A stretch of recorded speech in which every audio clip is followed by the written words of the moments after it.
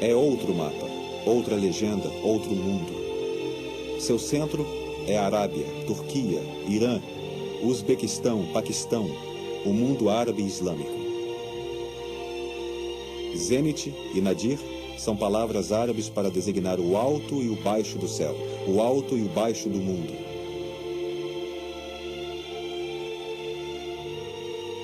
Na terra das 1001 noites, um viajante segue sua rota.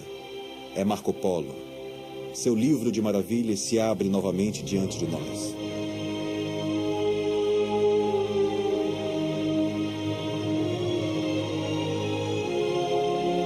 Os árabes, filhos do deserto, cujas casas são feitas de areia e estrelas.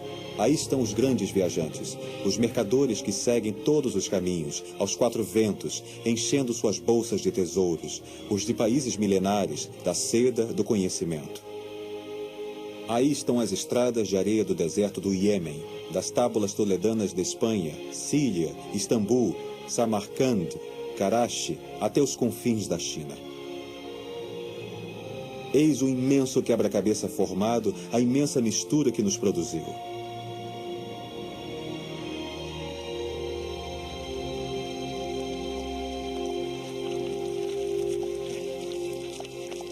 Árabes, intermediários entre Ocidente e Oriente, mercadores de especiarias, sedas, de conhecimentos gregos, indianos e chineses. Vamos ver.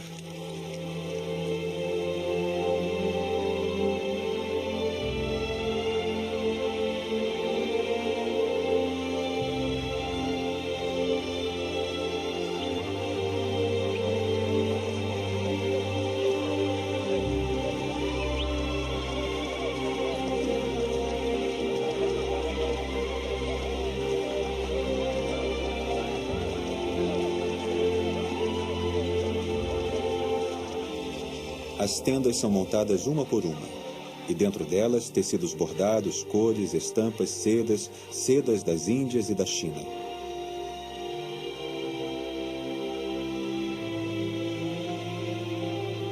O céu constelado de estrelas. Akernar, do árabe Aker en-Nar, o fim do rio, a última estrela do rio, Erídano. Betelgeuse, do árabe Ibn al-Jawzar, a axila de Órion. Deneb, do árabe Deneb de Gige, a ponta do cisne. Enif, do árabe Enf al-Faras, o focinho do cavalo, ou seja, Pégasus. Fomayor, do árabe Fam al-Hut, a boca do peixe. Rastaban, do árabe Rastuban, cabeça de dragão. Altair, de An-Assar Altair, o abutre voador. Aldebaran, do árabe Al-Dabaran, que está sempre atrás das Pleiades. Acima do deserto, o céu fala o idioma desses nômades adormecidos sob os amplos tecidos que os separam das estrelas. O céu seria árabe?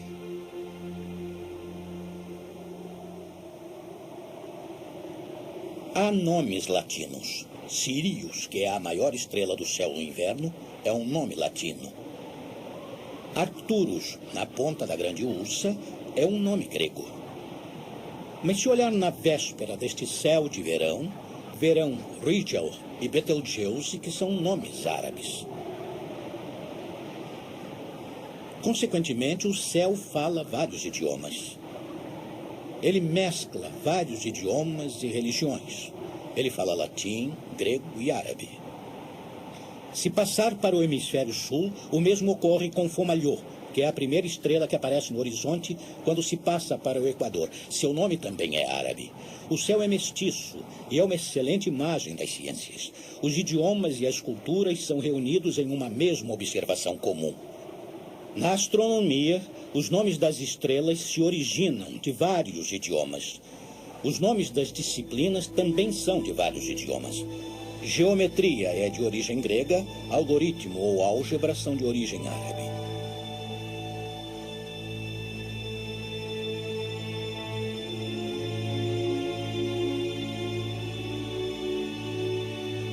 Algoritmo, sistema de aritmética decimal.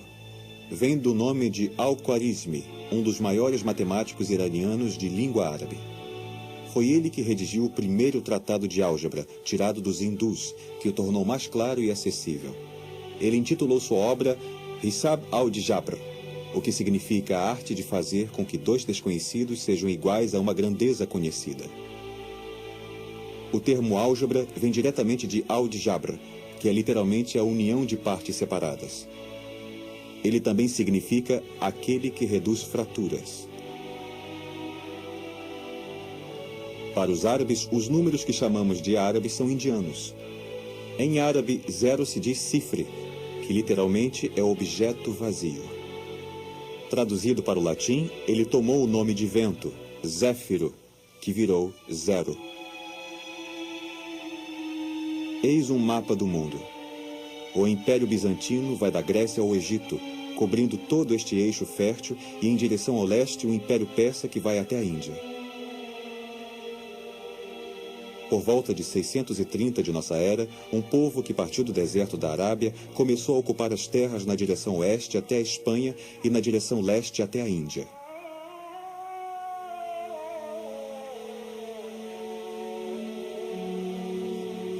Sete, 8, 9, 10, 11, 12, 13, 14, 15, século XV. 10 séculos para os árabes e para o mundo árabe islâmico.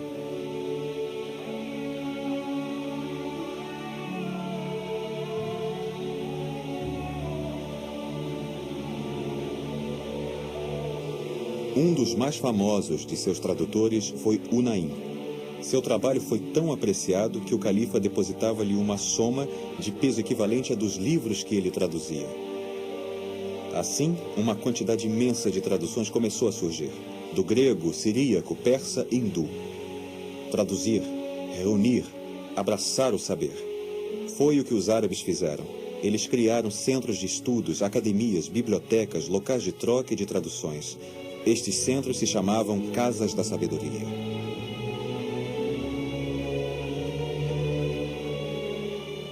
A partir de uma tradução, brilha uma ideia. Ela explode e se desenvolve. Alguns séculos depois, nós, ocidentais, fomos tomados por esta mesma febre de traduções dos monastérios. Traduzimos manuscritos árabes para o latim e, de repente, percebemos que nos manuscritos árabes havia, ao mesmo tempo, os vestígios gregos, elementos de Euclides, ou, às vezes, o corpus hipocrático, mas também extraordinárias invenções que pertenciam à civilização e à cultura de língua árabe naquela época.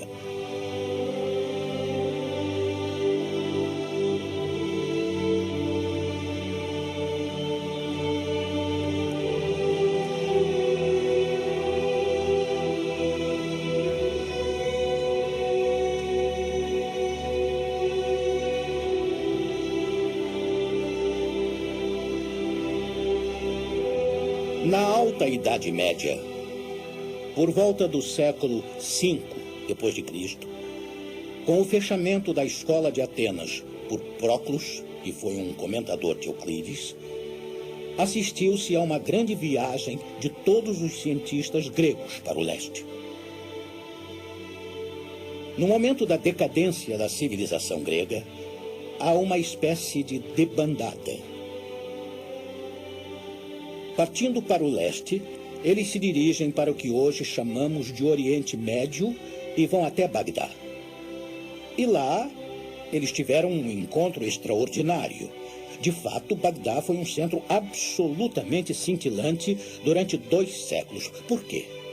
Porque lá estavam os gregos no velho caminho da conquista de Alexandre, pois este passou por lá e deixou muitos rastros, inclusive científicos. Depois foram os persas, pois há um fundo de ciência persa.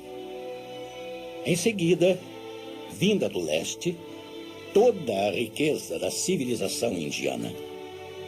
E de repente, em Bagdá, houve uma extraordinária mestiçagem entre a ciência grega, persa e hindu.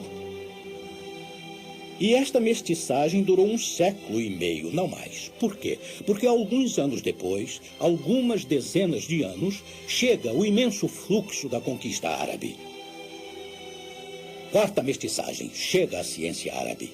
Povos de origem beduína do deserto, pequena tribo, importante no início da Hégira, até explodir de maneira extraordinária e ocupar todo o antigo mundo da antiguidade. E quase de um dia para o outro, em Bagdá, surgem 4 ciências: a grega, a persa, a árabe, que tinha acabado de chegar, e a hindu. Todas irão reunir seus 4 afluentes para formar um rio gigantesco. A ciência é um verdadeiro rio. Se subir os seus afluentes, por exemplo, os afluentes do rio Garonne, na França, chegará a um afluente dos Pirineus até o maciço central em determinada montanha. De fato, esta água vem dos Pirineus, de tal vale maciço central. Mas ela só se torna científica no principal curso do rio, pois a ciência é o fluxo. A história das ciências é essa. Podemos dar alguns exemplos. Em astronomia, em Bagdá, começam a retomar os velhos textos em sânscrito, que testemunham as observações dos planetas, assim como os textos gregos, testemunhos da mesma observação com o fundo persa. E assim, os cientistas árabes refizeram pacientemente as observações astronômicas. Como é que elas puderam ser mais precisas? Pois todos os hindus são bons calculadores, já que se acredita que foram os inventores da trigonometria ao usarem o seno do ângulo, e os gregos estavam próximos. Portanto, matemática, cálculos, astronomia progrediam de maneira impressionante. Por quê?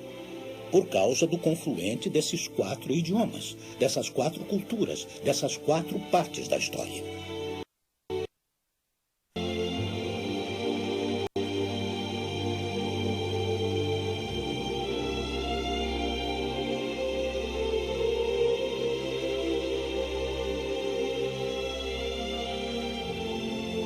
É outro mapa, outra legenda, outro mundo. Seu centro é a Arábia, Turquia, Irã, Uzbequistão, Paquistão, o mundo árabe e islâmico.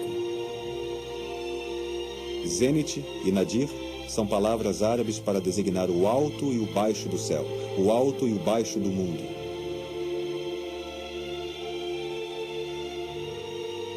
Na terra das 1001 noites, um viajante segue sua rota. É Marco Polo.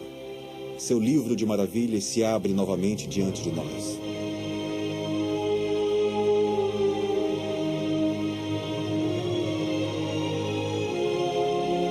Os árabes, filhos do deserto, cujas casas são feitas de areia e estrelas.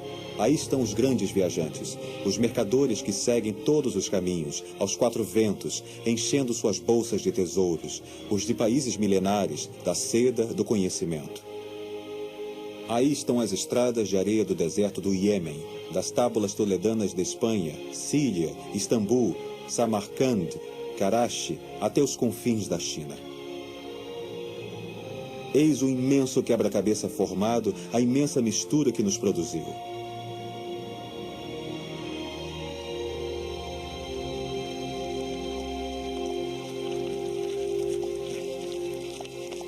Árabes, intermediários entre Ocidente e Oriente, mercadores de especiarias, sedas, de conhecimentos gregos, indianos e chineses. Vamos ver.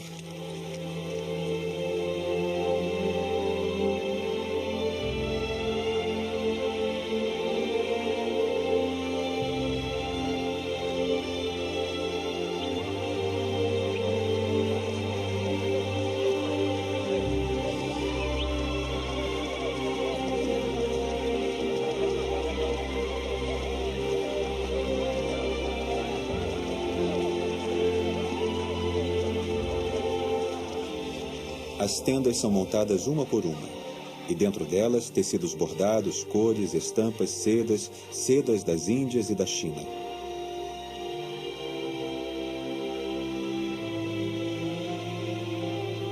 O céu constelado de estrelas. Akernar, do árabe Aker en-Nar, o fim do rio, a última estrela do rio, Erídano. Betelgeuse, do árabe Ibn al-Jawzar, a axila de Órion. Deneb, do árabe Deneb de Gige, a ponta do cisne. Enif, do árabe Enf al-Faras, o focinho do cavalo. ou seja, Pégasus. Fomayo, do árabe Fam al-Hut, a boca do peixe. Rastaban, do árabe Rastuban, cabeça de dragão. Altair, de An-Assar Altair, o abutre voador. Aldebaran, do árabe Al-Dabaran, que está sempre atrás, das Pleiades. Acima do deserto, o céu fala o idioma desses nômades adormecidos sob os amplos tecidos que os separam das estrelas. O céu seria árabe?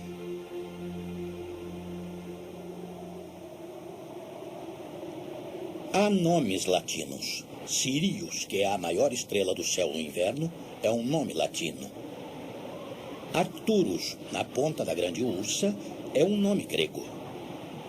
Mas se olhar na véspera deste céu de verão, verão Rigel e Betelgeuse, que são nomes árabes. Consequentemente, o céu fala vários idiomas. Ele mescla vários idiomas e religiões. Ele fala latim, grego e árabe. Se passar para o hemisfério sul, o mesmo ocorre com Fomalhaut, que é a primeira estrela que aparece no horizonte quando se passa para o Equador. Seu nome também é árabe. O céu é mestiço e é uma excelente imagem das ciências. Os idiomas e as culturas são reunidos em uma mesma observação comum. Na astronomia, os nomes das estrelas se originam de vários idiomas. Os nomes das disciplinas também são de vários idiomas. Geometria é de origem grega, algoritmo ou álgebra são de origem árabe.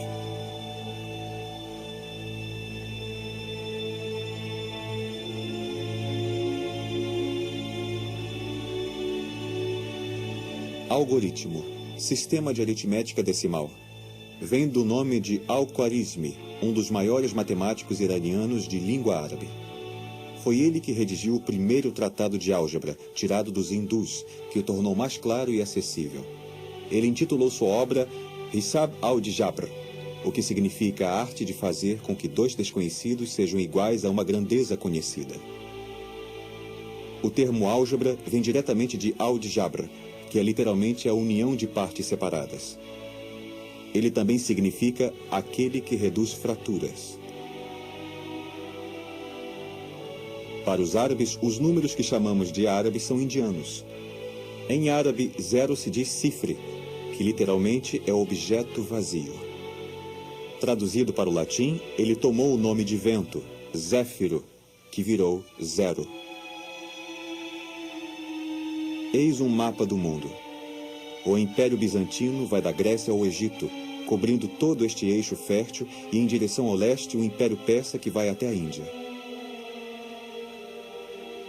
Por volta de 630 de nossa era, um povo que partiu do deserto da Arábia começou a ocupar as terras na direção oeste até a Espanha e na direção leste até a Índia.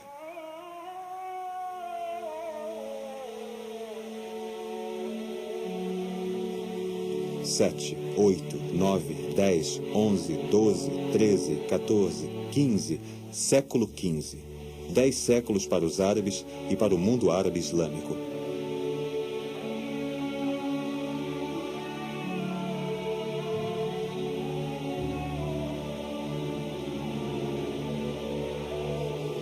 Um dos mais famosos de seus tradutores foi Unaim. Seu trabalho foi tão apreciado que o califa depositava-lhe uma soma de peso equivalente a dos livros que ele traduzia. Assim, uma quantidade imensa de traduções começou a surgir, do grego, siríaco, persa e hindu. Traduzir, reunir, abraçar o saber. Foi o que os árabes fizeram. Eles criaram centros de estudos, academias, bibliotecas, locais de troca e de traduções. Estes centros se chamavam Casas da Sabedoria.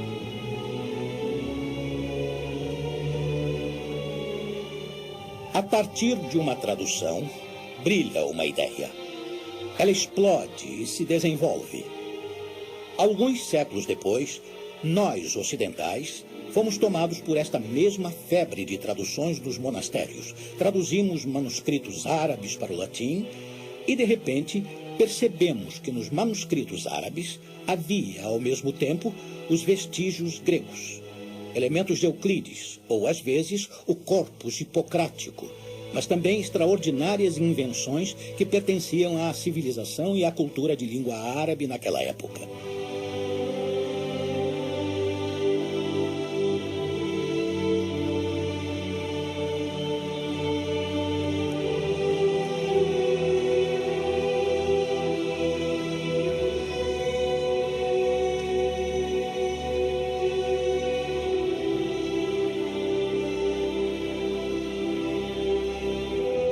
Na Alta Idade Média, por volta do século V depois de Cristo, com o fechamento da escola de Atenas por Proclus, que foi um comentador de Euclides, assistiu-se a uma grande viagem de todos os cientistas gregos para o leste. No momento da decadência da civilização grega, há uma espécie de debandada. Partindo para o leste, eles se dirigem para o que hoje chamamos de Oriente Médio e vão até Bagdá. E lá, eles tiveram um encontro extraordinário. De fato, Bagdá foi um centro absolutamente cintilante durante 2 séculos. Por quê? Porque lá estavam os gregos no velho caminho da conquista de Alexandre, pois este passou por lá e deixou muitos rastros, inclusive científicos. Depois foram os persas, pois há um fundo de ciência persa. Em seguida, vinda do leste, toda a riqueza da civilização indiana. E de repente, em Bagdá, houve uma extraordinária mestiçagem entre a ciência grega, persa e hindu. E esta mestiçagem durou 1 século e meio, não mais. Por quê? Porque alguns anos depois, algumas dezenas de anos, chega o imenso fluxo da conquista árabe. Quarta mestiçagem, chega a ciência árabe. Povos de origem beduína do deserto, pequena tribo, importante no início da Hégira, até explodir de maneira extraordinária e ocupar todo o antigo mundo da antiguidade. E quase de um dia para o outro, em Bagdá, surgem 4 ciências. A grega, a persa, a árabe, que tinha acabado de chegar, e a hindu. Todas irão reunir seus 4 afluentes para formar um rio gigantesco. A ciência é um verdadeiro rio. Se subir os seus afluentes, por exemplo, os afluentes do rio Garonne, na França, chegará a um afluente dos Pirineus até o maciço central em determinada montanha. De fato, esta água vem dos Pirineus, de tal vale maciço central. Mas ela só se torna científica no principal curso do rio, pois a ciência é o fluxo. A história das ciências é essa. Podemos dar alguns exemplos. Em astronomia, em Bagdá, começam a retomar os velhos textos em sânscrito, que testemunham as observações dos planetas, assim como os textos gregos, testemunhos da mesma observação com o fundo persa. E assim, os cientistas árabes refizeram pacientemente as observações astronômicas. Como é que elas puderam ser mais precisas? Pois todos os hindus são bons calculadores, já que se acredita que foram os inventores da trigonometria ao usarem o seno do ângulo e os gregos estavam próximos. Portanto, matemática, cálculos, astronomia progrediam de maneira impressionante. Por quê? Por causa do confluente desses 4 idiomas, dessas 4 culturas, dessas 4 partes da história.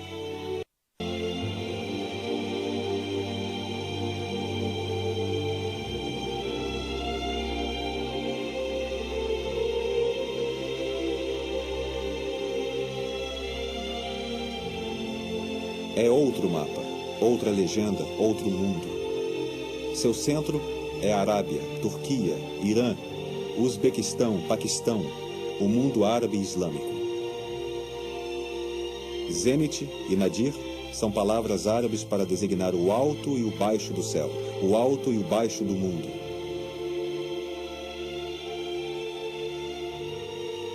Na terra das 1001 noites, um viajante segue sua rota. É Marco Polo. Seu livro de maravilhas se abre novamente de nós.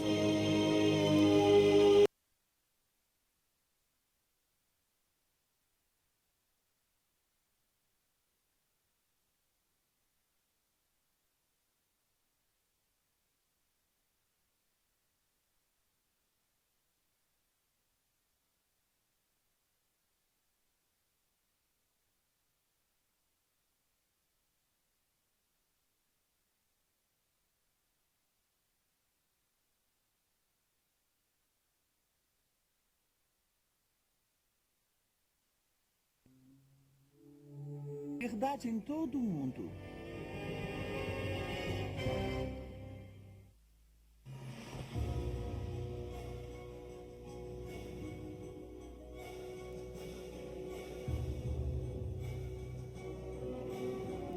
Babilônia, uma das mais famosas cidades da Bíblia.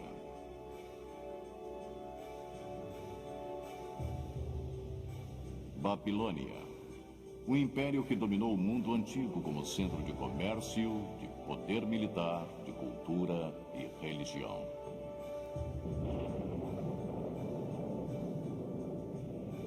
Babilônia, o símbolo de riqueza e de opulência, mistério e conspiração, decadência e corrupção.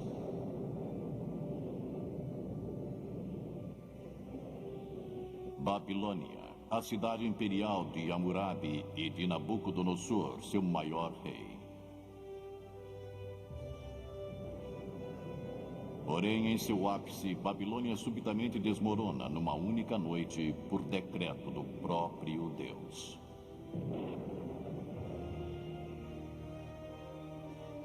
Isso foi há mais de 2.500 anos. Hoje, a Babilônia está surgindo novamente na planície da Mesopotâmia. Sua reconstrução parcial chamou a atenção dos teólogos, estudiosos e professores de profecias da Bíblia.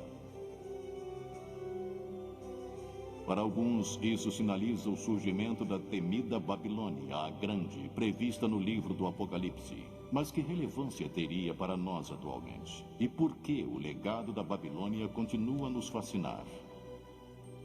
Unam-se a nós enquanto exploramos a Babilônia, passado, presente e futuro. Numa distribuição Comev. Olá, eu sou Neil Earl. Durante anos, como ministro e como historiador, eu me senti fascinado pelo Oriente Próximo, principalmente como se relaciona com a Bíblia. Sabe, quando pensamos nos lugares onde os eventos da Bíblia ocorreram, nós geralmente pensamos em Belém, onde Jesus nasceu, em Nazaré, onde ele cresceu, ou talvez em Jerusalém, onde ele foi crucificado. Mas muitos eventos famosos da Bíblia tiveram lugar numa terra a centenas de quilômetros de onde Jesus vivia, numa parte do mundo chamada Mesopotâmia. Mesopotâmia significa a terra entre os rios Tigre e o Eufrates. Hoje, muito da antiga Mesopotâmia se encontra nas fronteiras do Iraque moderno. A Mesopotâmia é conhecida como o berço da civilização. Algumas de suas cidades datam do começo do registro da história. Possivelmente a mais famosa seja a Babilônia. Localizada nas margens do Eufrates, a cerca de 100 quilômetros ao sul de Bagdá, a Babilônia teve uma longa e fascinante história. Hoje, a maior parte da antiga Babilônia não passa de um monte de ruínas e de resquícios que se encontram sob as areias do tempo. Por que essa fascinação por um império desfeito há muito e por uma cidade destruída?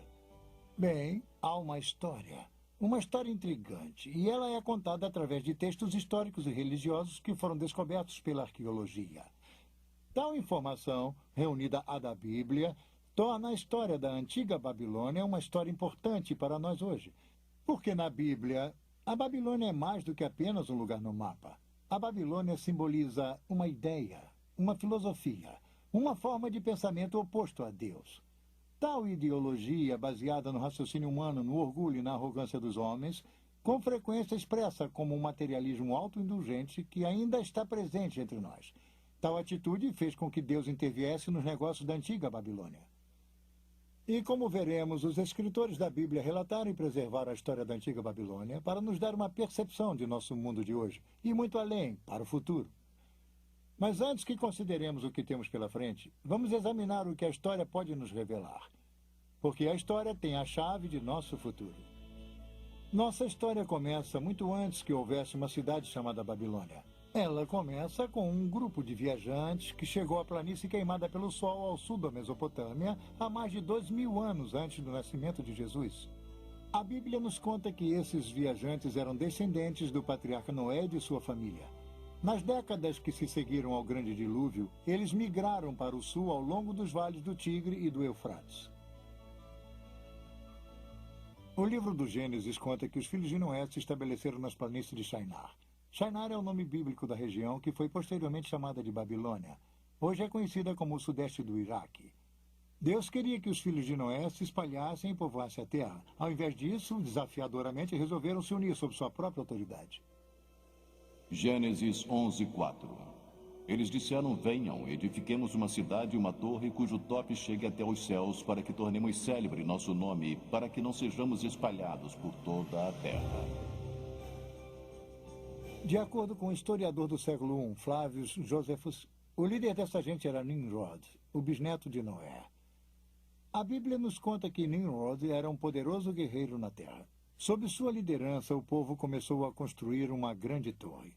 Nimrod queria criar um embevecimento, um encantamento. Ele queria construir um império. Ele queria manter o povo unido sob sua autoridade. A Torre de Babel, eu acho que ilustra tal propósito com perfeição, porque é exatamente o que eles tentaram fazer. Eles tentaram ser os criadores. Porque quando você para pensar nisso, o Gênesis apresenta a criação em termos de ter sido na forma e na natureza de Deus. E então nos tornamos pequenos criadores. E principalmente em papéis de poder, eles sentiram que haviam se tornado criadores. E se você cria algo e sente que ele é tão superior, que, num certo sentido, você pode quase se ver como sendo uma pessoa destinada, até mesmo divina, como os antigos dirigentes com frequência se viam. Para construir uma torre que chegaria aos céus. Isso não lhe soa familiar? Seria a tentativa antiga da humanidade de atingir o espiritual através do físico. Os artistas ofereceram suas impressões de como essa torre, a famosa Torre de Babel, poderia ter sido. Algumas delas bastante rebuscadas. Provavelmente não passava de um simples monte de tijolos e de terra, não muito diferente das torres mais recentes de templos chamadas ziggurats. Os ziggurats são quadrados na base, com lados inclinados em degraus chegando em cima de um relicário. A planície de Shinar é plana. Uma construção de 30 e poucos metros pode ser vista a quilômetros de distância. A torre medieval de Samarra, por exemplo, localizada no norte de Bagdá, é um minarete espiral com cerca de 50 metros de altura. Sua proeminência através da região serve como um marco direcional conveniente. Na verdade, alguns viajantes medievais achavam que ela fosse a Torre de Babel. A Bíblia nos diz que Deus permitiu que os construtores trabalhassem na torre por uns tempos. Depois ele interveio. Gênesis 11, 5 e 9. E então desceu o Senhor para ver a cidade e a torre que os filhos dos homens edificavam, e disse: eis que o poro é um, e todos têm a mesma linguagem. Isto é apenas o começo. Agora não haverá restrição para tudo que intentam fazer. Vinde, desçamos e confundamos ali a sua linguagem, para que um não entenda a linguagem de outro. Destarte o Senhor os dispersou dali pela superfície da terra, e cessaram de edificar a cidade. E chamou-se-lhe por isso o nome de Babel, porque ali confundiu o Senhor a linguagem de toda a terra, e dali os dispersou por toda a superfície dela. Num ato súbito, Deus confundiu a linguagem do povo. Um balbucio de vozes surgiu nos andaimes. De repente, os encarregados e construtores não podiam mais se comunicar. O pânico reinava. A construção da cidade e de sua enorme torre sofreu uma interrupção abrupta. Na linguagem acadiana, o local da cidade inacabada ficou conhecido como o Portal de Deus. Porém, os hebreus a chamaram de Babel, baseados na palavra hebraica significando confundir. Babilônia não passa da forma grega de escrever a palavra hebraica Babel. De qualquer maneira, Babilônia e Babel são a mesma coisa. E Babilônia se referia à região centralizada em torno da cidade. A história da Torre de Babel foi criada para nos ensinar uma importante lição. A tolerância de Deus pelo orgulho e rebeldia aos humanos tem limite. E logo no início vemos Babilônia como se tornando o símbolo da oposição a Deus. O orgulho humano é um tema consistente sempre que a Bíblia menciona a Babilônia. Os sonhos grandiosos dos construtores da Torre de Babel criam um marco histórico importante. Nos dá nosso primeiro vislumbre de uma civilização organizada contra Deus. A Torre de Babel foi a primeira intervenção de Deus na história da Babilônia. E não seria a última. Mais de 2 séculos se passaram. Então encontramos a Babilônia reemergindo no cenário mundial, dessa vez com os amoritas. Eles criaram uma dinastia por volta de 2000 anos antes de Cristo. Os historiadores a chamam do Velho Império Babilônico. O mais famoso rei desse império foi um dirigente chamado Hammurabi. Hammurabi seja talvez mais conhecido por seu conjunto de leis que foram preservadas até hoje, o famoso Código de Hammurabi, um dos primeiros sistemas legais estruturados da história. As leis estão inscritas num pilar negro de diorito polido com mais de 2 metros de altura. Ele está cercado por um baixo relevo apresentando Hammurabi de pé diante da deusa do sol Shamash, deusa da justiça. O pilar possui mais de 4.000 linhas de escrita cuneiforme na língua acadiana, contendo 300 disposições legais. Elas cobrem negócios, crime, disputas familiares, interesses agrícolas e outros assuntos. Embora o código invoque punições graves, ele trouxe ordem e legalidade a uma terra onde o crime e a desordem há muito reinavam. A punição era veloz e certeira. Sob o domínio de Hammurabi, Babilônia conseguiu a supremacia militar na Mesopotâmia. Ele construiu um império de poder inigualável. Se estendia desde o Golfo Pérsico até os confins superiores do rio Tigre. A Babilônia se tornou um centro literário e cultural de destaque, a capital intelectual da Mesopotâmia. A civilização babilônica era altamente avançada. Textos matemáticos e astronômicos revelam que os antigos babilônicos criaram a hora de 60 minutos e o círculo de 360 graus. Hammurabi aumentou o reinado babilônico não apenas por conquistas, mas também através do comércio. A Babilônia ficava no entroncamento do comércio e da comunicação mundial. Caravanas traziam produtos raros e exóticos de locais distantes, cravos, originários das Ilhas Malucas ou das Ilhas das Especiarias da longínqua Indonésia, estavam dentre as muitas iguarias que eram importadas. A sedução da troca e do comércio, unida à religião, como iremos ver, sempre foi a chave para o sucesso e a dominância do sistema babilônico. A Babilônia, com seu nome original significando Portal de Deus, era um proeminente centro religioso e ostentava alguns dos mais ousados templos do mundo antigo. Como a maioria dos povos antigos, os babilônios adoravam muitos deuses. Sua religião se concentralizava na idolatria. Eles temiam as forças da natureza nos desertos ressequidos da Mesopotâmia. A linha entre a sobrevivência e a prosperidade era, na verdade, muito tênue. Chuvas demasiadas ou escassas demais poderiam acabar com todo o suprimento de alimento do ano. Os babilônios adoravam várias divindades, buscando nelas piedade e proteção, realizando intrincados e, às vezes, assustadores rituais. Os deuses precisavam ser aplacados. No mundo antigo, quem controlava a religião controlava as pessoas. Por isso não era de admirar que os babilônios acreditassem que seu rei reinava como o representante terreno de Deus. Eles foram um dos primeiros a fundirem a religião e a política num estado totalitário. Esse estado prosseguiu através da história. A idolatria permeava cada faceta da vida do antigo Oriente Próximo, e o problema era que a pessoa comum era praticamente totalmente afastada do conhecimento do verdadeiro Deus, o Deus da Bíblia. Isso, como veremos, também é um padrão babilônio. As leis de Hammurabi permitiram o rio a manter um controle rígido. Afinal, a Babilônia fora construída com trabalho escravo, e tal estado exigia uma completa subordinação do indivíduo a seu poder e a seus deuses. Os antigos monarcas eram totalitários. Enquanto reinavam, eles possuíam praticamente uma autoridade absoluta, porque eles eram o poder legislativo, o judicial e o executivo, todos reunidos. Praticamente, em termos históricos, todos os reis, de certa forma, se estabeleceram como pequenos deuses. Há muito poucos reis que reconhecem Deus em termos de um poder maior do que o deles. Ou eles podem usar a linguagem, mas eles se consideram como estando acima da lei, como os intérpretes máximos da lei. Então, eu sempre digo que há apenas a alguns reis que não se consideravam pequenos deuses. Hammurabi criou um dos maiores impérios do Antigo Oriente Próximo. Ele estabeleceu a base para uma civilização que iria perdurar por mais de 1000 anos após sua morte.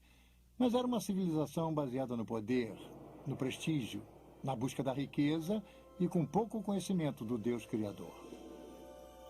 Até mesmo a dinastia de Hammurabi não conseguiu durar para sempre. Depois de um reinado de mais de 40 anos, tribos bárbaras das montanhas do leste chegaram para atacar e enfraquecer a Babilônia. Um longo período de conflitos começou. Cerca de 1600 anos antes de Cristo, a Babilônia foi saqueada e queimada por outro povo mencionado na Bíblia, os hititas. Os hititas levaram as riquezas e os prisioneiros da Babilônia para a distante Anatólia, nossa moderna Turquia. Mais tarde, os assírios, bem conhecidos de leitores do Velho Testamento, conquistaram a Babilônia. Séculos de caos político iriam se instalar até que a Babilônia surgisse novamente como uma cidade independente. A primeira grande era da Babilônia havia se acabado. A antiga Assíria era um dos poderosos rivais da Babilônia. Este enorme touro alado assírio com cabeça humana é um testemunho contumaz do poder da Assíria. O Império Assírio era uma enorme máquina militar, amplamente encarada como um dos reinos mais brutais e opressores da história. Em 689 a.C., um golpe impõe ainda mais humilhação sobre a Babilônia.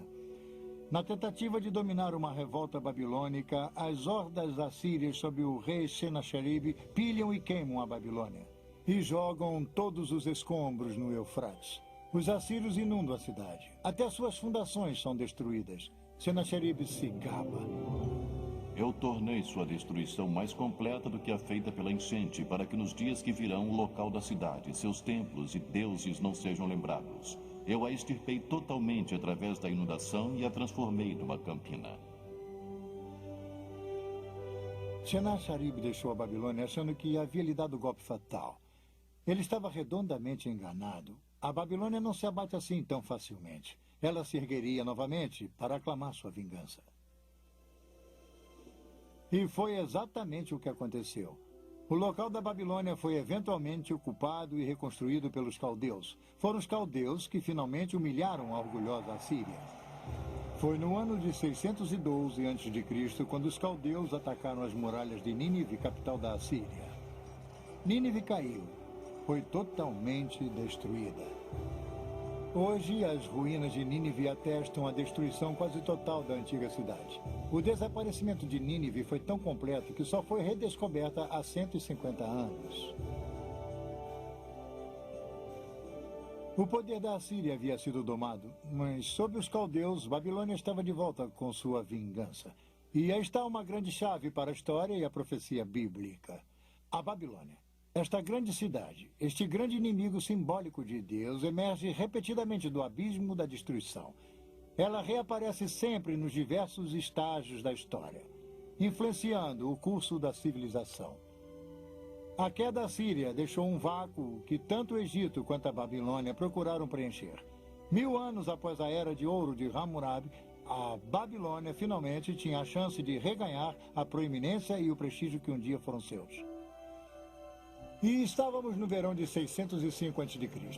Forças babilônias bem armadas realizaram um ataque rápido e decisivo contra os egípcios. Suas forças se confrontaram em Caxemir, ao norte da Assíria. A batalha custou ao Egito seu controle do Oriente Médio. Agora, quase um milênio após Hammurabi, a Babilônia mais uma vez mantinha um poder indiscutível no Antigo Oriente Próximo. Sim, a Babilônia estava de volta.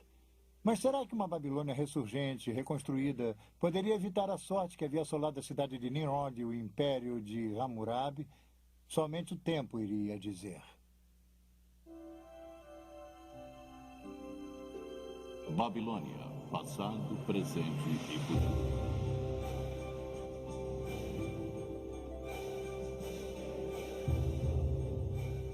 O exército egípcio do faraó Nexo II se defrontou com a Babilônia em 605 a.C. em Caxemir, no rio Eufrates.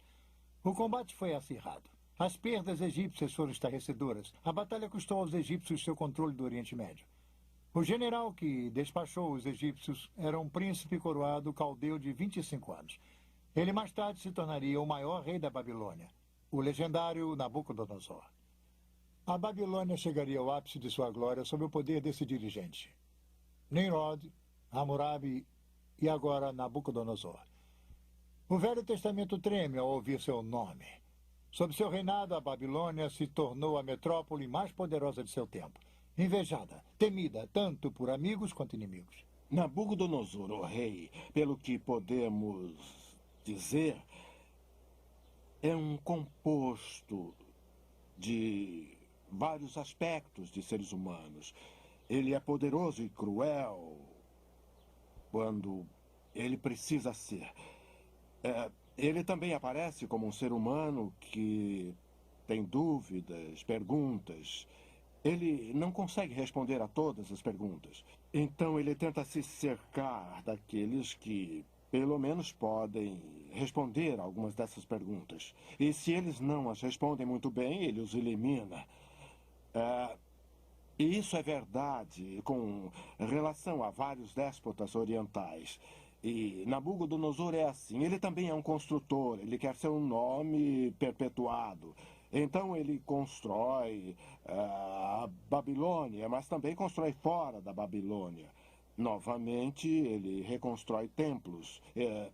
Ele faz todas essas coisas numa tentativa de agradar os deuses. Porque ele não tem certeza do que os deuses irão fazer. Mesmo que ele possa mandar em seres humanos, ele não pode dominar tudo. Então, vemos esse complexo num só indivíduo. Mas não podemos penetrar em sua mente. Somente podemos ver o que ele tentou fazer e criar, e tentar imaginar o que motivou seu temperamento. Foi Nabucodonosor que conquistou Jerusalém em 605 a.C. Durante seu reinado, o reino de Judá foi reduzido a um estado de vassalo. 5 anos mais tarde, contra o conselho do profeta Jeremias, os judeus se rebelaram contra a Babilônia. Nabucodonosor retaliou 2 anos mais tarde, sitiando Jerusalém, a cidade sagrada dos judeus. Jerusalém caiu em 597 a.C. Naquela época, Nabucodonosor levou o monarca judeu, o jovem Joaquim, de volta para a Babilônia.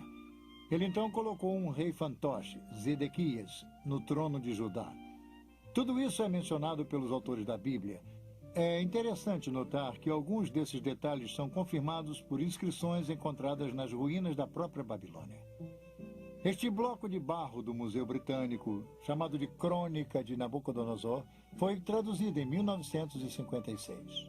Ele registra a derrota dos egípcios em Caxemira em 605 a.C.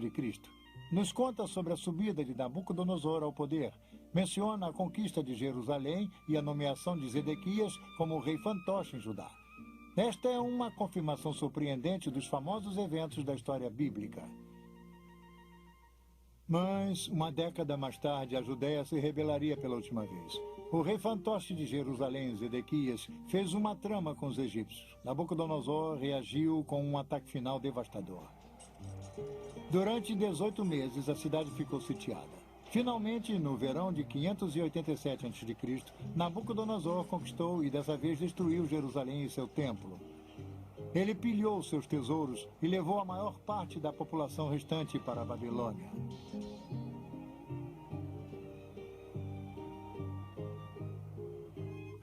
O reino da Judéia deixou de existir. Os judeus se tornaram um povo em exílio. Uma pungente lembrança disso é relatada no Salmo 137. Esta bela canção expressa a extrema tristeza dos judeus cativos, chorando por sua terra natal. By the rivers of Babylon, we sat down and wept when we remembered Zion.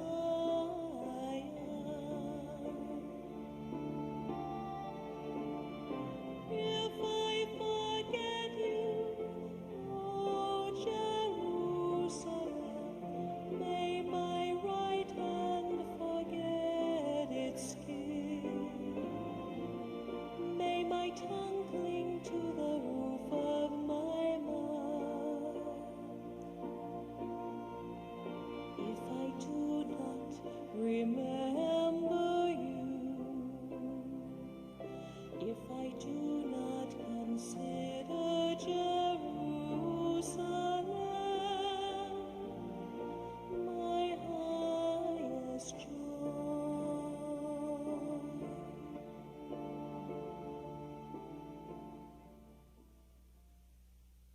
Babilônia estava no auge de sua glória quando os exilados judeus chegaram.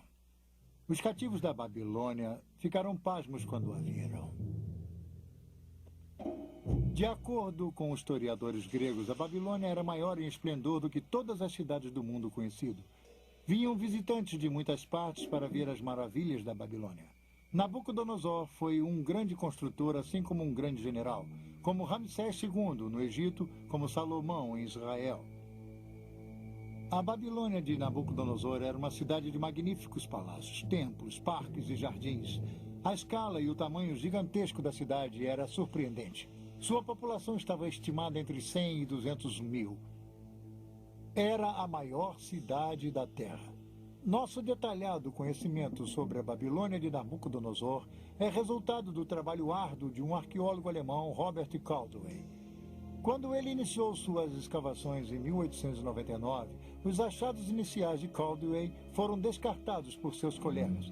Mas, à medida que suas escavações começaram a descobrir a Babilônia da Bíblia como uma realidade histórica, seu trabalho se tornou o assunto da Europa.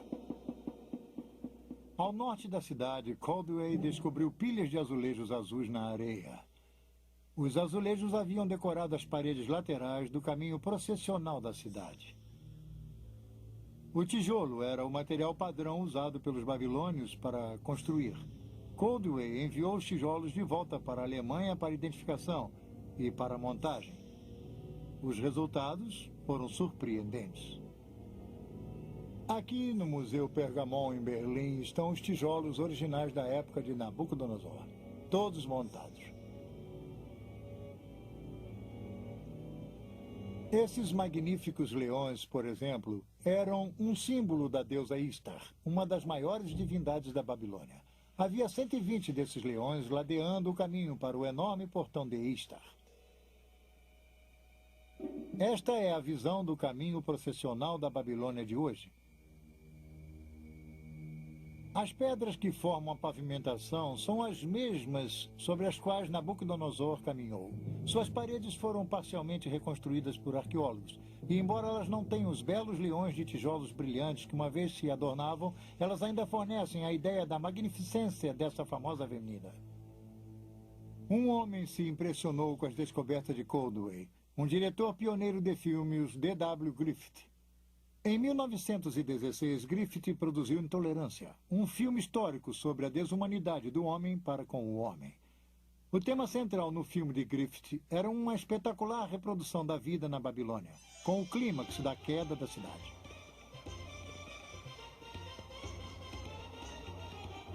No filme, Griffith traz de forma mágica para a tela a magnificência e a grandiosidade da Babilônia de Nabucodonosor. Uma cidade que havia sido enterrada durante 25 séculos. Quando usamos a expressão esplendor pagão, ela poderia ter sido criada para a antiga Babilônia. Griffith mostra uma Babilônia de um grande esplendor arquitetônico. Uma Babilônia repleta de vida e de vitalidade. Suas ruas fervilhavam com mercadores, cartomantes, músicos ambulantes, agiotas, soldados, prostitutas, representantes dos governos, banqueiros e escravos. Griffith ofereceu ao público uma primeira visão do poder e da magnificência da Babilônia em seus dias de glória, assim como incrível ganância e sensualidade na cidade. A Babilônia de Nabucodonosor tornaria pequenas muitas de nossas modernas cidades por seu tamanho e esplendor. Vamos conhecer sua imensa escala. A Babilônia tinha um formato quase quadrado, dividido ao meio pelo rio Eufrates. A cidade foi construída com precisão. Suas ruas retas e largas cruzavam umas às outras em ângulos retos, como a maioria das cidades de hoje. A Babilônia estava cercada por uma muralha defensiva dupla, circundada por um fosso. Era a cidade mais bem protegida do mundo antigo.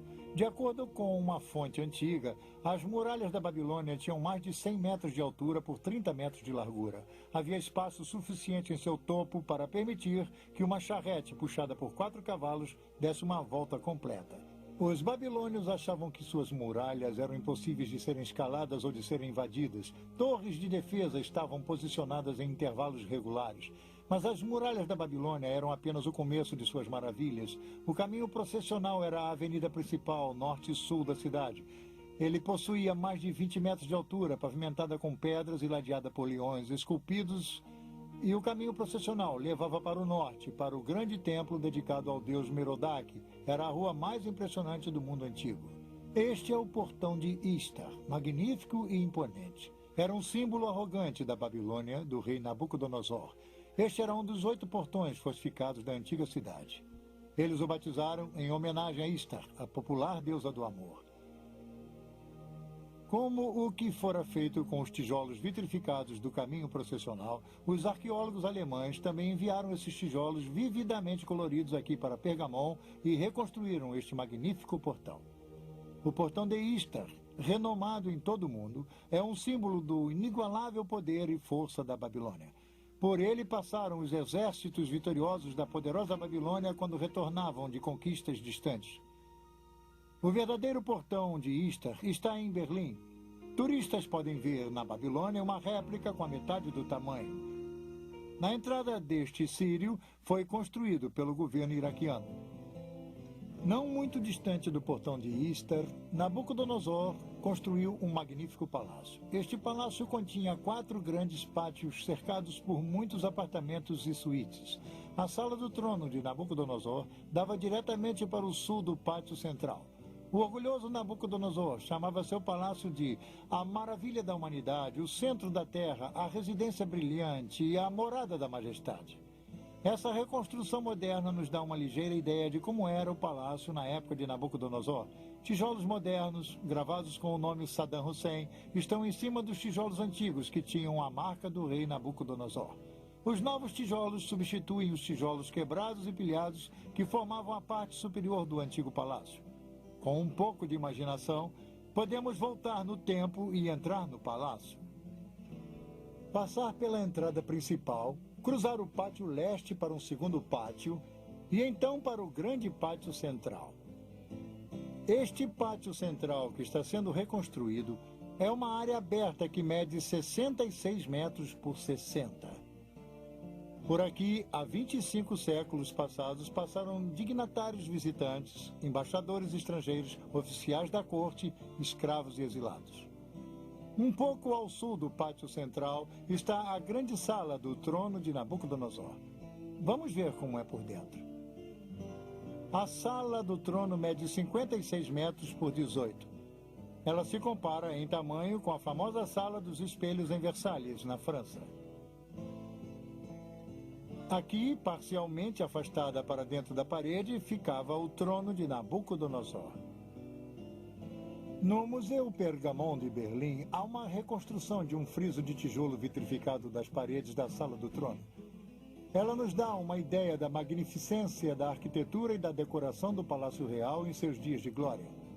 Que lugar ele deve ter sido? O efeito devia ser surpreendente. E aí está a questão.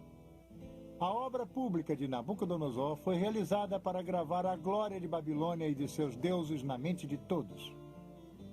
Ligeiramente a oeste do palácio, ao longo do rio Eufrates, estão os famosos Jardins Suspensos da Babilônia, uma das 7 maravilhas do mundo antigo.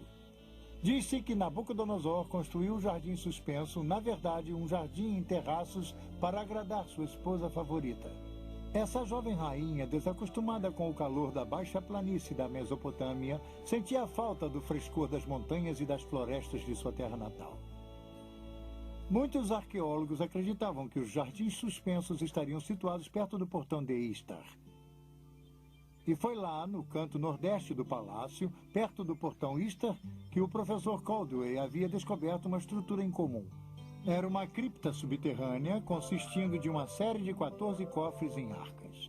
Perto havia um poço singular com 3 vãos. Caldwell e outros arqueólogos concluíram que os cofres foram construídos para suportar um peso enorme, possivelmente as fundações para a construção dos jardins suspensos. Mas hoje em dia, muitos arqueólogos acreditam que as câmaras fechadas serviam como depósito e complexo administrativo. Os jardins, então, teriam, de forma mais lógica, sido construídos do outro lado do palácio, mais perto do rio. Imaginem o que era. A Babilônia estava em seu zênite. Suas muralhas altas mostravam brasões com os símbolos coloridos de um grande império. Babilônia era impressionante, mas também era notória por sua decadência e por sua sensualidade. Afastada do verdadeiro Deus, viciada ao comércio e à idolatria, a decadência mora e a corrupção em Babilônia chegaram a um tal nível que ela se tornou conhecida como o Poço do Vício. Essa seria uma distinção e tanto, principalmente com o clima licencioso que dominava o antigo Oriente Próximo. Novamente vemos a Babilônia como um símbolo de tudo que é oposto aos caminhos de Deus. Obcecado por seus prazeres malévolos e repleto de orgulho por seus grandes feitos, o povo da Babilônia, assim como seu rei, se encaminharam para o seu dia de ajuste de contas. É fácil ver como as pessoas podiam ser seduzidas pela riqueza, poder e pela visível sensualidade da Babilônia de Nabucodonosor. Através da riqueza e das atrações comerciais da Babilônia, o povo do Antigo Oriente Próximo era atraído a servir aos deuses da Babilônia, Merodach e Istar. Como veremos a seguir, a cidade da Babilônia, conforme descrita no livro do Apocalipse, também é uma mistura de idolatria e poder comercial. Outro marco dominante da Babilônia de Nabucodonosor era uma torre de 7 estágios ou um ziggurat. Esta grande edificação julga-se ter sido construída no local da Torre de Babel original, feita por Nimrod. O ziggurat estava localizado a cerca de 800 metros ao sul do Palácio Real. Com quase 100 metros de altura, tinha mais ou menos a mesma altura que a Estátua da Liberdade no Porto de Nova York. Os babilônios a chamavam de Etemenanque, a casa da fundação dos céus e da terra. Ela possuía em seu topo um templo coberto com tijolos brilhantes azuis. Nabucodonosor se gabava. Eu ergui o pináculo da torre de estágios para que seu topo rivalize com os céus. A atitude de Nimrod estava viva e presente. Nada mais resta do ziggurat hoje em dia, somente os resquícios de tijolos de sua base. A torre foi há muito tempo pilhada em seus tijolos e agora é simplesmente um buraco no chão. Oposto ao ziggurat havia um enorme templo, o Templo de Merodach. Ele abrigava uma grande estátua de Merodach que diz-se era feita com 22 toneladas de ouro. Ele era comumente chamado de Bel, significando Senhor. Do relicário de Merodach, Nabucodonosor espalhou o conhecimento de Bel através do Antigo Oriente Próximo. Este é um dos motivos pelo qual o profeta Jeremias cita Merodach numa profecia que predizia a queda da Babilônia. Jeremias 52. A Babilônia será tomada, Bel está confundido e Merodach abatido. Cobertas de vergonha estão as suas imagens e seus ídolos tremem de terror. Porque do norte subiu contra ela uma nação que tornará deserta a sua terra e não haverá quem nela habite. Assim, os homens como os animais fugiram e se foram. A Babilônia parecia inexpugnável. Seu poder e sua riqueza dominavam o Antigo Oriente Próximo, mas igualmente sua crueldade e sua luxuriante idolatria. Como vimos na Torre de Babel, Deus não tolera para sempre o orgulho e a arrogância dos humanos. Em sua piedade, Deus tentou avisar Nabucodonosor. O rei começou a ter sonhos perturbadores, mas eram sonhos de aviso do próprio Deus Criador. Nabucodonosor não sabia o que estava acontecendo, nem ninguém em sua corte, a não ser uma pessoa, um jovem judeu cativo, um homem de Deus chamado Daniel. Babilônia, passado, presente e futuro.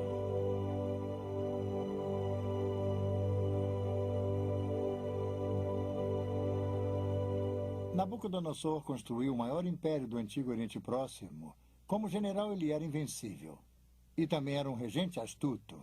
Quando os exércitos do rei haviam levado Daniel e outros proeminentes cidadãos de Jerusalém para a Babilônia, Daniel foi colocado na própria corte de Nabucodonosor.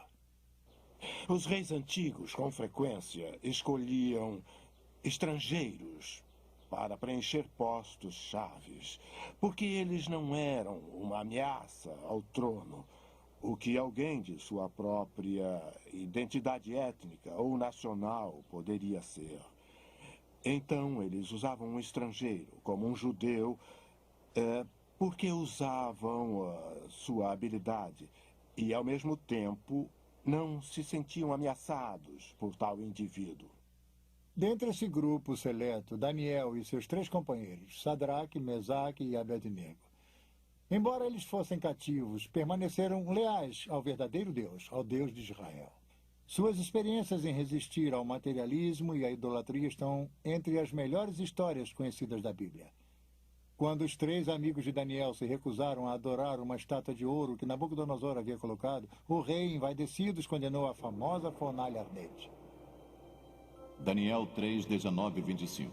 Então Nabucodonosor se encheu de fúria e, transtornado o aspecto de seu rosto contra Sadraque, Mesaque e Abed-nego, ordenou que se acendesse a fornalha 7 vezes mais do que se costumava. Ordenou aos homens mais poderosos que estavam no exército que atassem a Sadraque, Mesaque e Abed-nego e os lançassem na fornalha de fogo ardente. Então estes homens foram atados com os seus mantos, suas túnicas e chapéus e suas outras roupas e foram lançados na fornalha sobremaneira acesa. Porque a palavra do rei era urgente e a fornalha estava sobremaneira acesa. As chamas do fogo mataram os homens que lançaram de cima para dentro a Sadraque, Mesaque e Abed-nego. Estes 3 homens caíram atados dentro da fornalha sobremaneira acesa. Então o rei Nabucodonosor se espantou e se levantou depressa e disse a seus conselheiros: Não lançamos nós 3 homens atados dentro do fogo? Responderam ao rei: É verdade, ó rei. E ele tornou e disse: Eu, porém, vejo 4 homens soltos que andam passeando dentro do fogo sem nenhum dano, e o aspecto do quarto é semelhante a um filho dos deuses. Para ganhar vantagem, Nabucodonosor chamou Sadraque, Mesaque e Abed-nego para ficar em seu lado. O fogo não havia feito mal a seus corpos, nem eles cheiravam a fumaça. Numa reviravolta surpreendente, Nabucodonosor louvou o Deus que enviou seu anjo para salvá-los e os promoveu a altas posições em seu reino. A relação entre Daniel e Nabucodonosor era de fato estranha.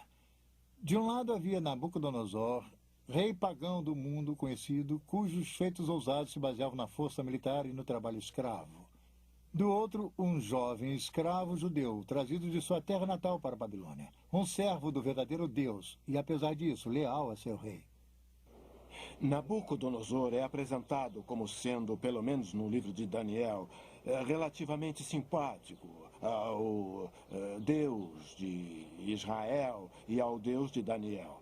Mas dizer que Nabucodonosor era alguém que havia colocado sua fé no Deus de Israel e de Daniel, eu diria que não. Esses reis antigos eram grandes políticos e eles tomavam decisões a esse respeito que eram tomadas, eles achavam, a seu próprio favor. Foi quando Daniel se encontrava preso na Babilônia que ele e o rei começaram a ter sonhos perturbadores e visões. Deus estaria fornecendo aos dois uma visão do futuro. O 2º capítulo do livro de Daniel registra um sonho particularmente perturbador de Nabucodonosor. Daniel o descreve. Daniel 2, 32 e 35. Tu, ó reis, estava vendo, e eis que aqui uma grande estátua, esta que era imensa e de extraordinário esplendor, estava em pé diante de ti, e a sua aparência era terrível. A cabeça era de fino ouro, o peito e os braços de prata, o ventre e os quadris de bronze. As pernas de ferro, os pés em parte de ferro, em parte de barro. Quando estavas olhando, uma pedra foi cortada sem auxílio de mãos, feriu a estátua nos pés de barro e ferro e os esmiuçou. Então foi juntamente esmiuçado o ferro, o barro, o bronze, a prata e o ouro, os quais se fizeram como a palha das eiras no estio, e o vento os levou. E deles não se viram mais vestígios, mas a pedra que feriu a estátua se tornou uma grande montanha que encheu toda a terra.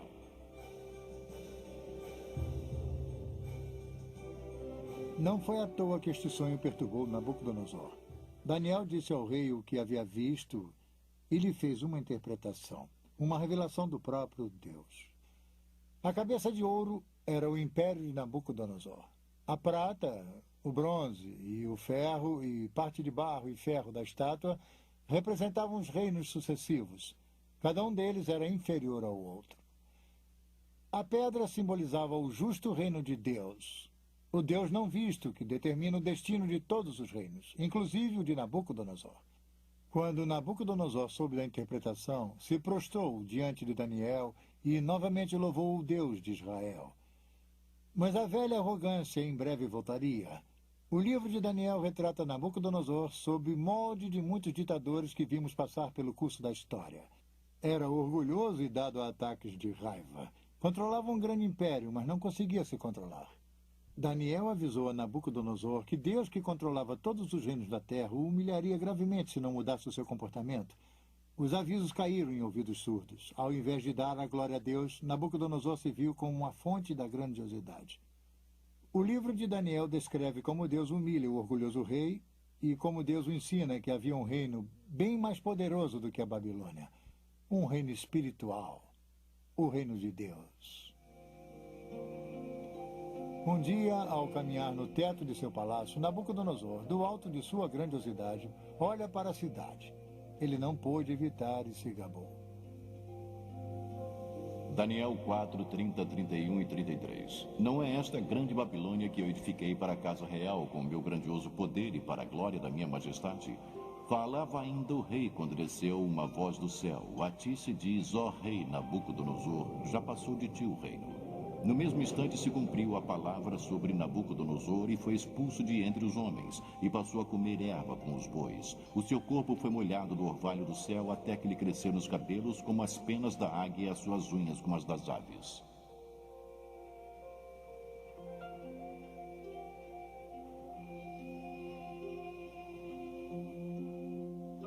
Ele foi vencido pela insanidade. Durante 7 anos se comportou mais como uma fera selvagem do que como ser humano. No final de 7 anos, a mente de Nabucodonosor se recuperou, mas a experiência havia lhe ensinado uma lição primordial. E talvez a lição mais importante do livro de Daniel. Deus, e não pequenos príncipes, mantém a autoridade suprema sobre este mundo. A Bíblia registra o aviso de Nabucodonosor àqueles que o seguirem em posição de poder e de autoridade. Quer fosse num gabinete ou numa sala de reuniões, seus conselhos deveriam ser seguidos por todos nós. Daniel 4, 34, 35 e 37. Mas ao fim daqueles dias, eu, Nabucodonosor, levantei os olhos ao céu. Tornou-me a vir o entendimento. E eu bendigo o Altíssimo, e louvei e glorifiquei ao que vive para sempre, cujo domínio é sempiterno, e cujo reino é de geração em geração. Todos os moradores da terra são por ele reputados em nada, e segundo a sua vontade ele opera com o exército do céu e os moradores na terra. Não há quem lhe possa deter a mão e lhe dizer que fazes. Agora, pois, eu, Nabucodonosor, louvo, exalto e glorifico ao Rei do céu, porque todas as suas obras são verdadeiras e os seus caminhos justos, e pode humilhar os que andam na soberba. Mas se Nabucodonosor aprendeu uma lição importante, seus descendentes não aprenderam. Após um reinado de 43 anos, Nabucodonosor morreu em 562 a.C. Foi sucedido por 4 reis num período de 7 anos, cada sucessor mais fraco do que o outro. O último rei de Babilônia foi Nabonide ou Nabone. Ele assumiu o trono em 55 a.C. Seu filho e príncipe coroado era Belsaruzur ou Belsazar, chamado pela Bíblia. Por motivos que não são totalmente esclarecidos, o sábio e excêntrico Nabonidos passou os últimos 10 anos de seu reino no distante oásis de Tema, na Arábia, estudando história e religião. Enquanto Nabonidos se encontrava afastado, seu filho Belsazar reinava na Babilônia. Agora temos um fascinante relato detetivesco da Bíblia. Durante séculos, o nome de Belsazar não foi encontrado em outro lugar a não ser no livro de Daniel. Os historiadores citavam Nabonidos como sendo o último rei da Babilônia, mas nada de Belsazar. Não é de admirar que alguns céticos tenham rejeitado as declarações de Daniel sobre Belsazar, rotulando-as de ficção, ou um dos erros históricos da Bíblia. Porém, em 1854, vários pequenos cilindros de barro apareceram. Eles foram encontrados aqui, em Ur, na Mesopotâmia. Tinham inscrições com relatos da reconstrução de um zigurats pelo rei Nabonidos. As inscrições eram concluídas com orações pela saúde de Nabonidos e de seu filho mais velho, o príncipe coroado, Belsazar.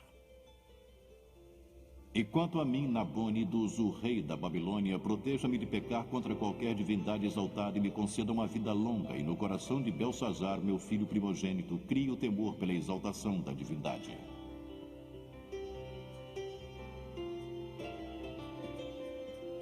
Tal achado arqueológico é importante para a história de Daniel, porque a inscrição esclarece o comando de Belsazar no 5º capítulo, versículo 29 de Daniel.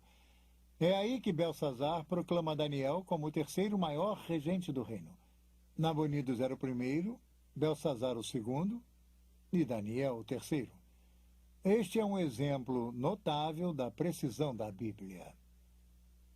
Foi durante o reino de Belsazar que Deus deu a seu profeta Daniel outra importante visão. Novamente, ele avistou um quadro profético.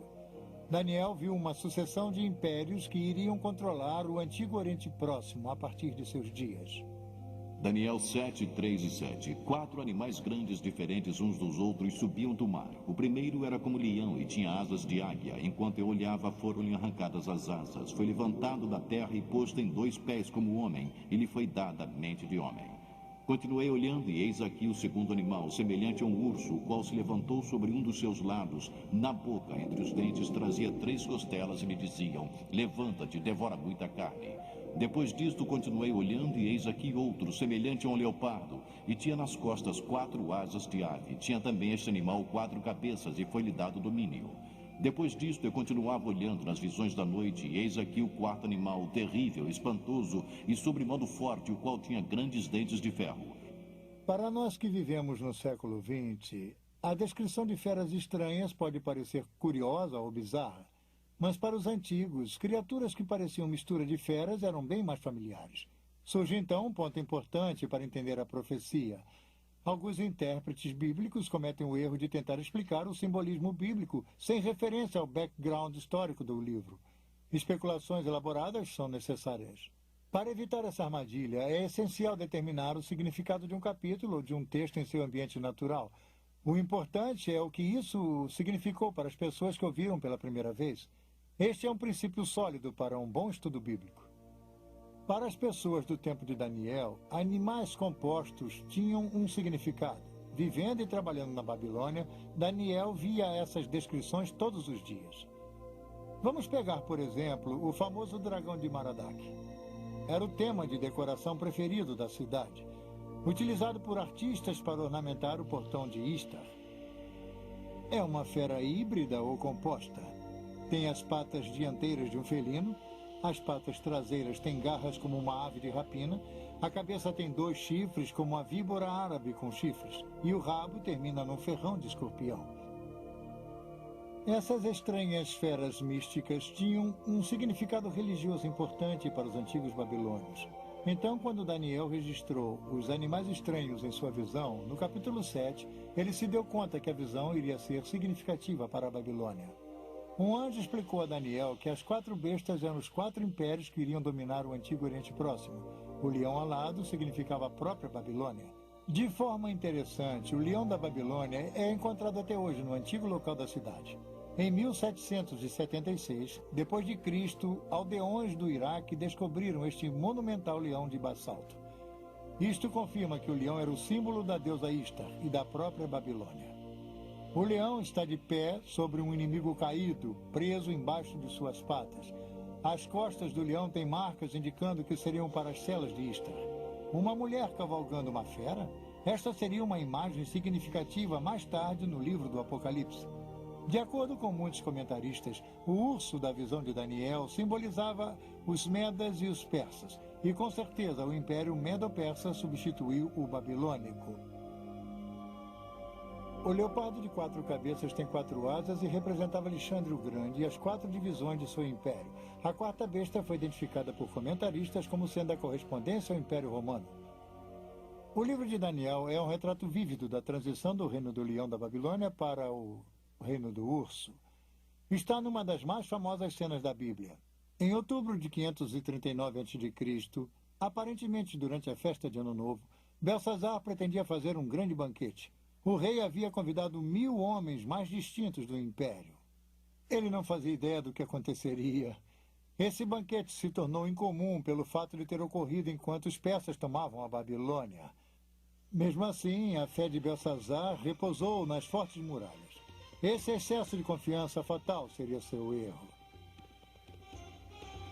Foi durante o banquete, numa grande demonstração de arrogância diante de Deus, que Belsazar ordenou que servissem vinho. Ele então brindou os deuses da Babilônia. Fez isso com as mesmas taças de ouro que seu avô, Nabucodonosor, havia pilhado do templo em Jerusalém. Repentinamente, um fato estranho e aterrorizador ocorreu, bem aqui na sala do trono de Belsazar. Uma misteriosa mão desencarnada apareceu do nada e começou a escrever em letras brilhantes na parede do rei. Daniel 5, 5 e 6. No mesmo instante apareceram os dedos de mão de homem e escreveriam defronte do candeeiro na caiadura da parede do palácio real, e o rei via os dedos que estavam escrevendo.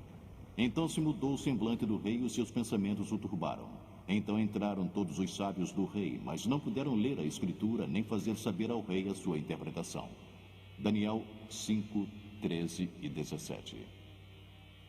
Então Daniel foi introduzido à presença do rei e disse: todavia lerei ao rei a escritura e lhe farei saber a interpretação.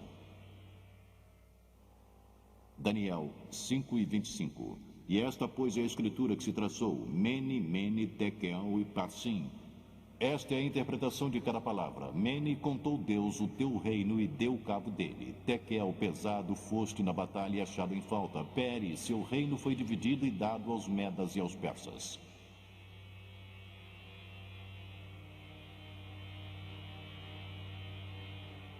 Literalmente, as palavras Mene, Tekel e Peres eram os nomes de pesos comuns babilônicos.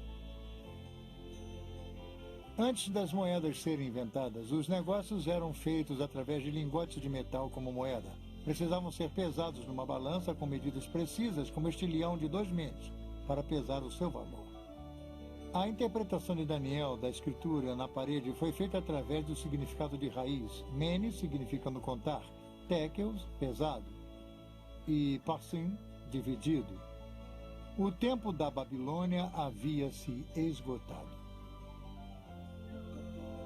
Conforme relata a Bíblia, naquela mesma noite, enquanto o escrito brilhava na parede, os exércitos de Ciro o Grande já entravam na cidade. As muralhas poderosas da Babilônia e suas fortificações imensas não puderam impedir sua queda, uma queda decretada por Deus. O profeta Isaías nos dá informações sobre o rei Ciro e seu papel na queda da Babilônia.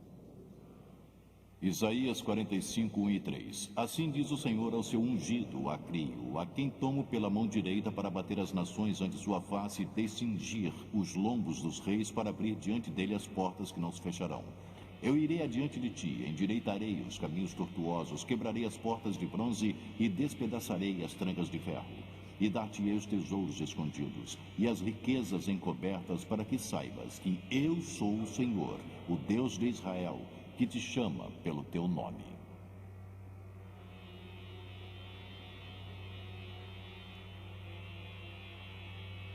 A Escritura nos dá a ideia da forma surpreendente com que Ciro capturou a Babilônia. Com suas muralhas maciças, Babilônia parecia inexpugnável, mas desconhecido pelos babilônios, Ciro havia armado um plano engenhoso. A Bíblia não fornece os detalhes, mas é descrito em grande detalhe pelos antigos historiadores Heródoto e Xenofon. Enquanto Belsazar festejava, tropas persas estavam ocupadas rio acima, desviando o curso do rio Eufrates. O rio normalmente fluía por baixo dos portões maciços e entrava pela cidade. Aí os persas cavaram um canal. Isso redirecionou o rio para um velho leito. O Eufrates começou a ficar mais baixo, permitindo que os persas atravessassem por baixo dos portões e entrassem na Babilônia.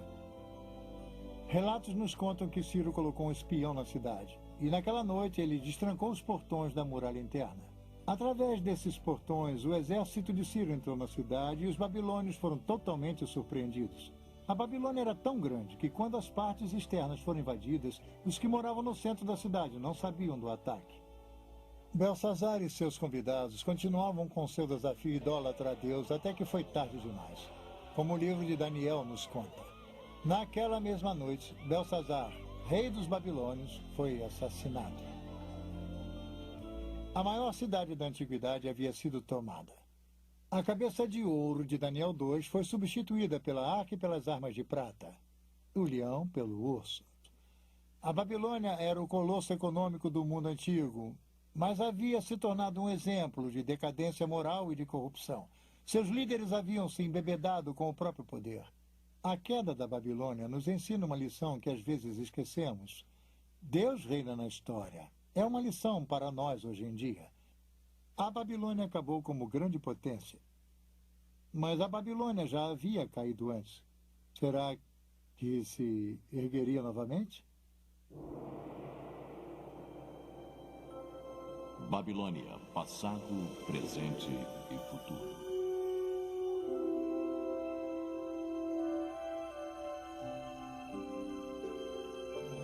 Nós seguimos a ascensão e queda da Babilônia, desde Nimrod a Belsazar.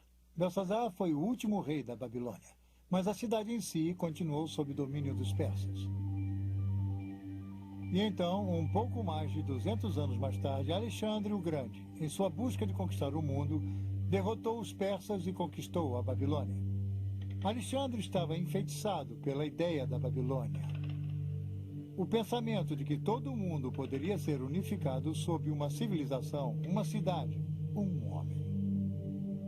Mas os sonhos de Alexandre de uma unidade mundial morreram com ele na Babilônia em 323 a.C., no próprio trono de Nabucodonosor. Nos anos que se seguiram, a cidade começou a se deteriorar. Na época de Jesus, os palácios e templos da Babilônia já haviam sucumbido. Tempestades de areia haviam enterrado os parques e aquedutos, até mesmo o Eufrates havia mudado de curso. Um imperador romano visitou a Babilônia 85 anos após a morte de Jesus e não encontrou nada além de seixos, pedras e ruínas. Hoje, o superpoder do mundo antigo jaz desolado e esquecido. Seus palácios, templos, parques e jardins, suas ruas e avenidas largas são apenas pós e escombros. Tijolos partidos com o nome de Nabucodonosor estão jogados aos montes pelo local. Somente uma pequena parte do que um dia foi uma grande cidade foi restaurada como parque arqueológico, e mesmo assim apenas em parte. A maior parte da vasta metrópole permanece um deserto abandonado, não sendo mais a cidade viçosa de seus dias de glória. Ela jaz desocupada, abandonada e esquecida. Isaías 13, 19 e 20. Babilônia, joia dos reinos, a glória e orgulho dos caldeus, será como Sodoma e Gomorra quando Deus as transtornou. Nunca mais será habitada, ninguém morará nela de geração em geração.